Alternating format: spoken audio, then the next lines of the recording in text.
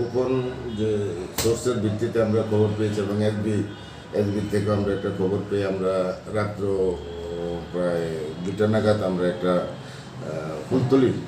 ফুলতলিতে আমরা করেছি যে সুমন সরকারের বাড়িতে রেড করেছি। রেড করার পরে আমরা টোটাল এমন 16টা পাউচ 16টা পাউচ, যেটার মধ্যে টোটাল 164 গ্রাম ব্রাউন সুগার রয়েছে, 16টা ব্রাউন সুগার পাউচ এবং 2,15,000 টাকা আমরা উদ্ধার করতে পেরেছি এবং তাকেও আমরা গ্রেপ্তার করেছি।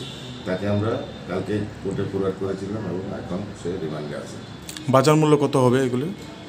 বাজার মূল্য কমসে কম 7-8 লাখ টাকা তো হবে, 7-8 লাখ টাকা কম হবে। ওকে প্রতিনিয়ত এরকম বিক্রি করে?